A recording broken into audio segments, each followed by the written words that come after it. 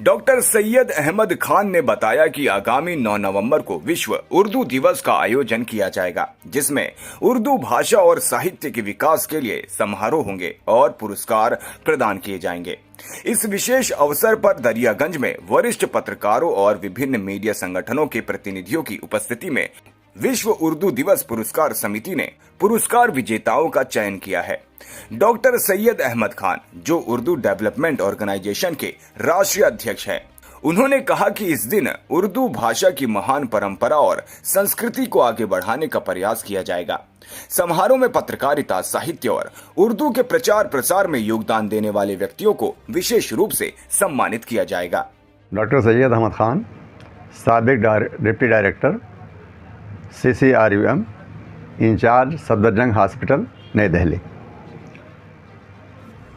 इसके अलावा आलमी यौम यूनानी मेडिसिन और आलमी यौम उर्दू का बानी। आलमी यौम उर्दू की शुरुआत हमने 1997 से की थी। अल्लाह का शुक्र है कि बिला नागा 9 नवंबर अल्लामा इकबाल के पैदाइश की मुनासिबत से पूरी दुनिया भर में जहां उर्दू के चाहने वाले मौजूद हैं, उर्दू डे मनाया जा रहा है। इसका बुनियादी मकसद यही है, उर्दू के गिरते हुए ग्राफ को हम कैसे ऊंचाई पर लाएं और लोगों को इस बात का एहसास कराएं कि ये भारत की भाषा है, भारतीय ज़बान है। इसमें गैर मुस्लिम हजरात का बहुत बड़ा कोऑपरेशन रहा है, बहुत बड़ा ताउन रहा है उनका। उसके अलावा यह है कि ये हिंदुस्तान की वो ज़बान है जिसमें हिंदुस्तानियत पूरी तरह रची बसी है। तो इस ज़बान का जो सबसे ज़्यादा इस्तेमाल इसीलिए अपनी शख्सियत को संवारने के लिए इस्तेमाल किया जाता है। और हर कोई समझता है कि मैं अगर अंग्रेज़ी के बाद कोई अच्छी ज़बान बोल सकता हूँ तो वो उर्दू ज़बान ही है। तो ये भारत की बहुत बड़ी देन है पूरी दुनिया को। और हमारा जो फिल्म इंडस्ट्री है, वहाँ के लोगों का भाई यही मामूल है कि वो लोग अपनी ज़बान को ठीक रखने के लिए, अपनी शख्सियत को अपग्रेड करने के लिए उर्दू का इस्तेमाल करते हैं। और सबसे खुशी की बात यह है कि आज भी उर्दू के हवाले से जो प्रोग्राम हो रहे हैं कई जगह, उसमें बड़े बड़े टिकट का इस्तेमाल किया जाता है।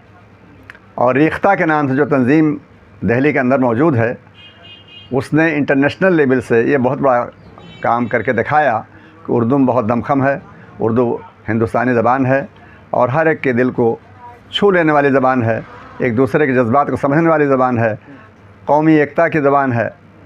तो बहरहाल ये सब खुशी की बात है। ऐसी को बताने के लिए लोगों को हर साल हम 9 नवंबर को उर्दू डे मनाते हैं। असल में जो हमने इसकी शुरुआत की थी, दिल्ली से शुरू किया था और इसको हमने उर्दू डेवलपमेंट ऑर्गेनाइजेशन के तहत सिलसिला शुरू किया था। तो वो जो बड़ा प्रोग्राम होता है वो दिल्ली में होता है।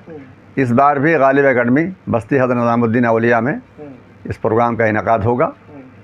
और इस सिलसिले में हम 2-3 उसमें अहम जो प्रोग्राम का हिस्सा है बनाते हैं। सबसे पहला एक सिंपोजियम करते हैं, उसमें दिल्ली यूनिवर्सिटी है, जवाहरलाल यूनिवर्सिटी है, इसके अलावा जामिया इस्लामिया है और दीगर जो यानी अच्छे लोग असातिज़ा हैं, उनसे तकरीर का मौका दिया जाए। सिंपोजियम का मतलब ये मुज़ाकरा किया जाए। तो इसके अलावा दूसरा हिस्सा होता है, हम एक यादगार मजल्ला शाया करते हैं, उसकी दस्तावेज़ी हैसियत होती है। जैसे कल कोई कहे कि आपने कैसे मनाया, किसी साल का सबूत पेश कीजिए। तो हर साल हर एक बड़ी शख्सियत पर हम मजल्ला शाया करते हैं।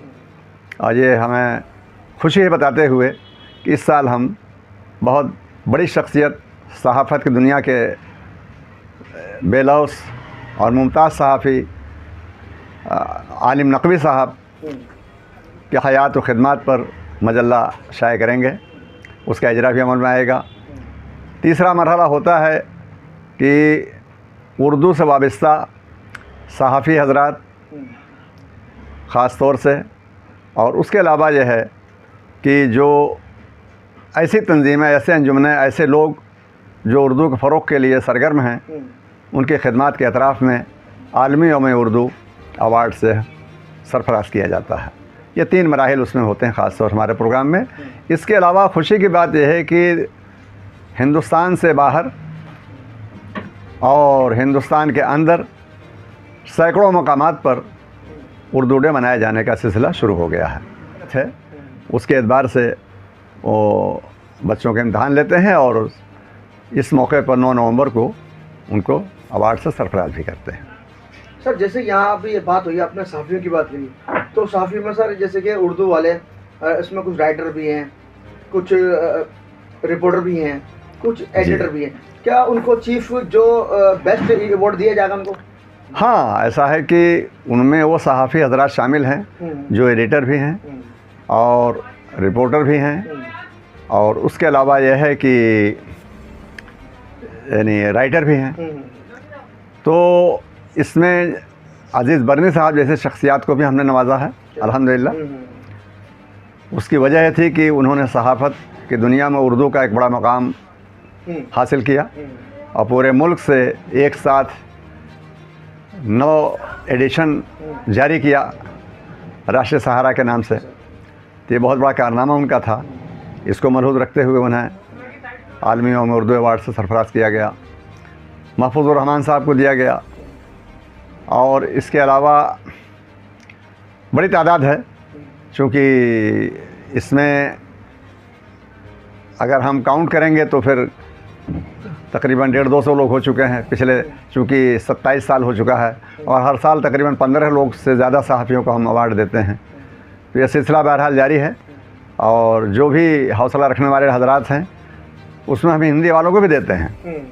हिंदी के उन सहाफ़ियों को भी हमने अवार्ड से दिया है, नवाजा है, जो जैसे नवभारत टाइम्स के हैं, जनसत्ता के हैं, राजस्थान पत्रिका से ताल्लुक़ रखने वाले हैं, ये बड़े अखबारात के जो यानी रिपोर्टर्स हैं या एडिटर हैं, हिंदुस्तान टाइम्स के भी।